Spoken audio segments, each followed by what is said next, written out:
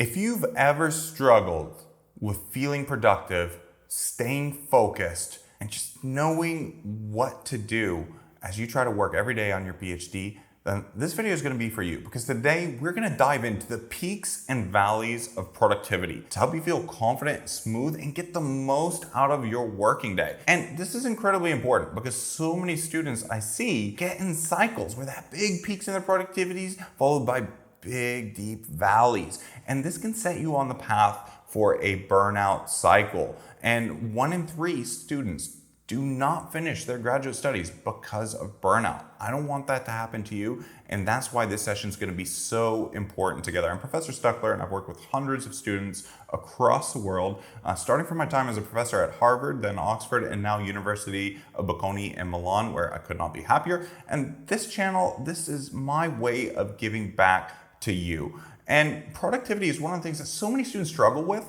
but they get no training on in the university. You're just expected to figure it out. A lot of the things that you might just be doing that just come naturally to you, I think you're gonna find in this video might not be as desirable or productive as you'd hope they'd be.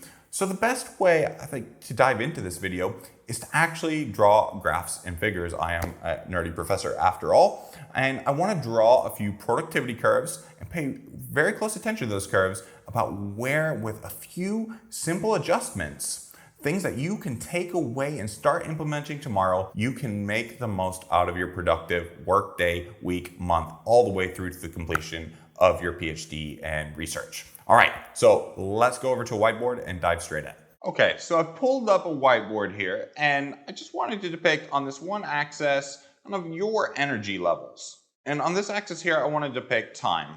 And what you can see here is you got high energy here and you've got low energy here. And what I want you to imagine is your productivity looking like peaks and valleys. So here you might have a burst of productivity. And let me draw this area here. So this is going to be your productivity. What you also have to realize, whenever you have this burst of productivity, no matter how good you are, how superhuman you are, there's going to be a period where you're going to have to bounce back and recover. Just like an athlete, that if you push yourself hard, really trained well, your muscles are going to need time to repair to get back up to steam. So I want you to imagine, we'll use this little rainbow color here, that when you have a productivity peak, that you are going to have a need for recovery time. What a lot of us are really trained to do is focus extensively on this peak.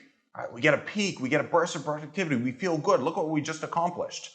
That's well and good, but that's only seeing half the picture. And so I just had a student, for example, he's doing a systematic review. As part of that systematic review, he had to go through a lot of papers for screening and eligibility, a common stage. He had about 3,000, which is a lot, but by nature of his review.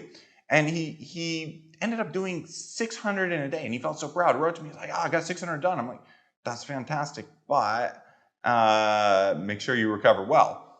And so what ended up happening to him is what I think might happen to quite a few of you, is his recovery curve didn't actually swing like this. It ended up going like this. And he was just completely shattered and couldn't get anything done for the next 3-4 days. It threw off his sleeping patterns and rhythms, and he couldn't get back on his feet. I want to encourage you to start thinking in a different way about your productivity curves, because this is one productivity curve. But another way you could imagine your productivity curve is a bit like this. And instead of having these big peaks and valleys, working graduate school, working in a PhD, working in research, this is very different from what we're kind of trained to do in everyday life. We can look on our iPhones and get a quick hit of information, find what we need on Google. We might have had assignments that we can work for a few days and in a big burst get done. That's just not going to happen on a big research project. Or if it would be easy, everybody could do that. But you need to delay gratification. You need to invest steadily, consistently over long periods of time, show up day to day and execute to climb a big mountain.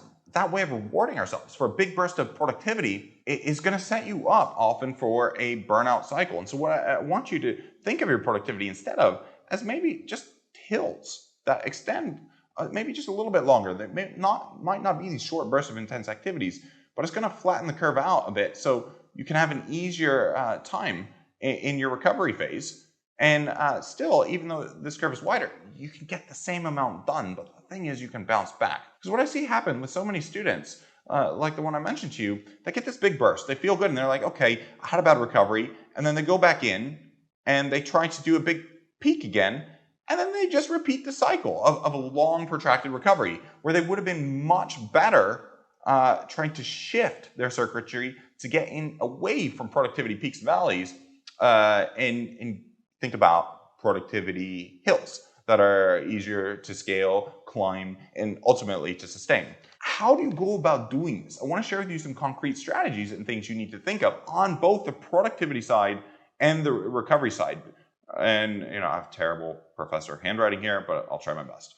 So one of the ways that you can do this for yourself, you really need to, if this is you at all, you need to rewire your neural circuitry, because going back and doing the same thing that you just did can keep you on that same path that ultimately can lead here. This is characteristic of a burnout cycle. Feeling good, do a whole lot, actually do too much, and then crash. And sometimes people crash so bad they don't even get back up.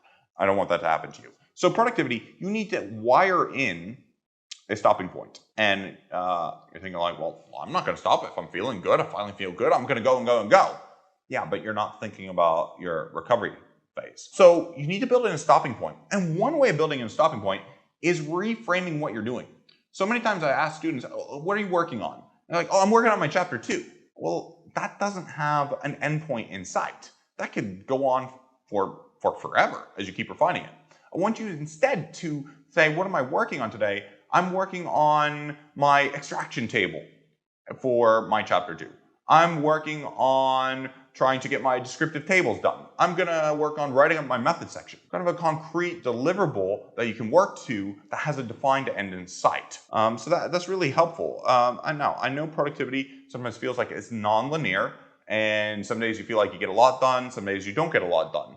Right? Sometimes you can spend hours, you're doing something for the first time, it takes a lot of mental energy and concentration, feels like you're getting little done. But I want you to factor in these stopping points to help you. So if you have a concrete way of thinking about your day and what you're working on, that can be really useful. The other way to do it is sometimes to just put a timer, right? Because that you have control over the amount of productive energy you put in. You don't always have control over how much you'll be able to get done, especially if you're in earlier stages trying to figure things out. So you need to put up a timer, and you need to really think about this too as taking practice, that you're going to get better and better the more that you do. So try to judge your success not just by the outputs, but reward yourself by the inputs. Oftentimes students get in a bad cycle that can hurt their confidence if they're getting praised and rewarded for the successful outcome. And that can make them feel terrible if they don't get the outcome that they want. It's like saying, Johnny, you did so well in school, you got that good grade. It's better to reward, say, this hypothetical, talking about kids now, right? Johnny, you say, hey, Johnny, you worked really hard. That was fantastic. Right? Johnny has control over working hard. He doesn't always have control over the outcome. So that's really the other thing I want you to reward yourself for. And reward yourself for, okay, I hit the time that I wanted to hit on the timer. Reward yourself for saying, oh, hey, I got to my stopping point and I was able to stop there. And when you do that, you're going to reframe your neural circuitry to not force yourself, say, I'm going to have to optimize this outcome and get there in this big burst, this big spike of productivity. And you're going to help shift this curve to the more sustainable curve of productivity that we have below. It's going to make you a more balanced person. It's going to make you happier. Let me turn a bit to the recovery side, because that's the side that I just feel like we don't pay attention to enough. Athletes don't pay enough attention to recovering well, and you need to think of yourself as a mental athlete. So how can you do this? Well, one thing that works pretty well for a lot of students, again with that caveat that I can't generalize what works for me. I can generalize what doesn't work. With that caveat in place, physical activity can be great.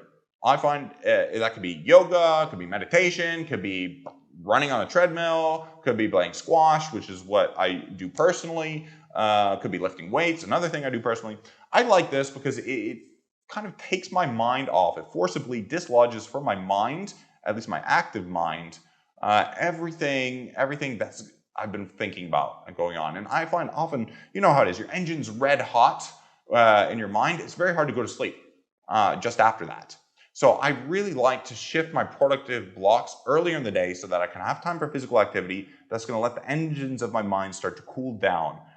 Some of you can all relate to work so hard, maybe been studying, cramming for an exam, and then you're up late at night and your mind's still going and you just don't get a restful, peaceful sleep. I find physical activity helps with that. So try to plan your productivity blocks so that you can do something physical, even if it's as little as a walk afterwards. Then you need to focus on the social side. And that's really quite key. And I put the emotional side with that as well. And the social side is, we're talking about friends, we're talking about family.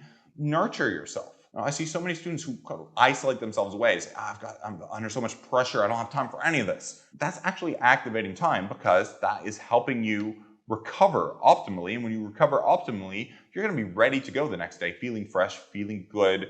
Imagine like your neural synapses have recovered and they can fire, so you can be energetic and mentally productive the next day. With that, I like thinking about something, and it's actually one of my colleagues who work with me to support students. She advocates the role of mini pleasures, and I like that a lot. Or mini or micro pleasures, and you know what those are. It could be for her, it's cooking for her family. She gets such pleasure out of giving to others, and it helps her feel grateful for where she's at. And it's so easy to get beaten down when you're working, right? Focus is feeling. If you're always focusing on what you haven't gotten done, you're going to feel miserable. These mini pleasures can really help you reset and start feeling good for the day. It could be a glass of red wine, or that can be a walk through the nature, hearing like the leaves crunch under your feet as you stroll, and appreciating just some of the harmony of the birds around you. I don't know what that is, but you do need to remember what these mini or micro pleasures are and factor them into your day. And guys, listen, if you get these steps right, you're going to be amazed at how much more productive you can be and how you can show up on a day-to-day consistent basis to scale that mountain faster than you've ever thought, by treating it not like that big mountain, but by a steady hill that you climb each day. So listen, if you got value out of this productivity training, do share it with your friends and colleagues. It helps me serve more grad students who might otherwise benefit. Do join our exclusive Facebook group, Fast Track, where we have a lot of training on productivity, focus, and hard skills like writing, quantitative analysis, and more. And if some of you are really interested in working in a structured way more closely together, do get in touch with me. I'm always on the DMs, and fill out an application. See if you could be a good fit for our one-to-one structured mentorship and support that really helps our students finish their PhDs and theses fast and publish with 100% guarantee. Look forward to seeing you guys in the next video.